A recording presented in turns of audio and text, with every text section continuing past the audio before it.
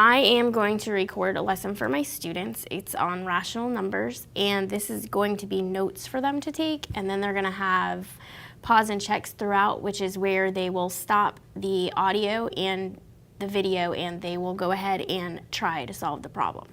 And the first thing I'm going to do is push record on my paper,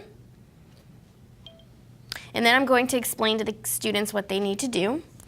Hi, this is Mrs. Gillen. Today we're going to be working on 4-1 rational numbers. So if you will label your paper rational numbers and draw your line down the paper, we'll go ahead and get started.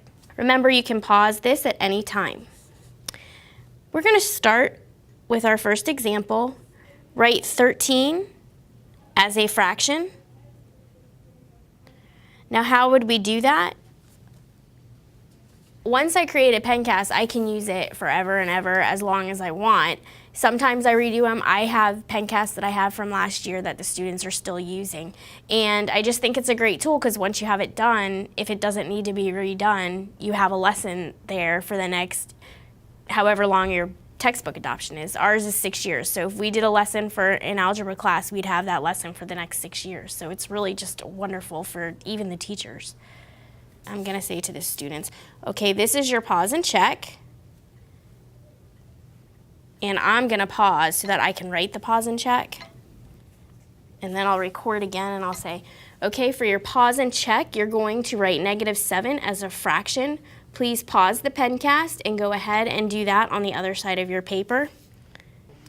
The students like using them at home because they get another explanation. It's almost like I'm there. So for the kids to access the Pencast at home really helps what they're doing. And it helps because I'm intensive math. Some of the subjects we may be covering in my class are taught in another class like algebra, and they'll jump onto my Pencast to help them with a topic that they're doing in their algebra class. So it's helped them a lot.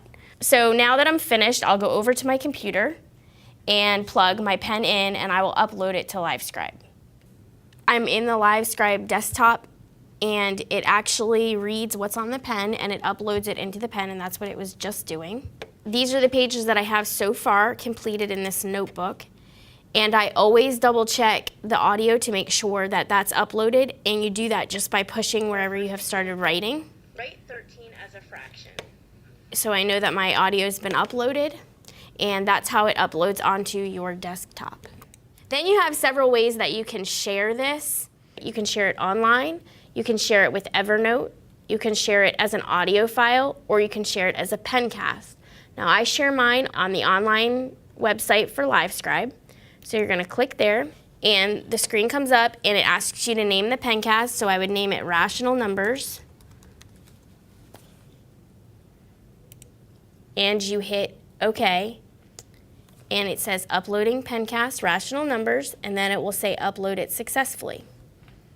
So I'm already on the LiveScribe website, and these are all Pencasts that I've done in the past. I'm going to go ahead and hit Rational, which is the page that we just did, the lesson that I just completed, and then I link it on my web page, and my students can then access the page, and this is the lesson that I just completed. Today we're going to be working on 4-1 rational numbers.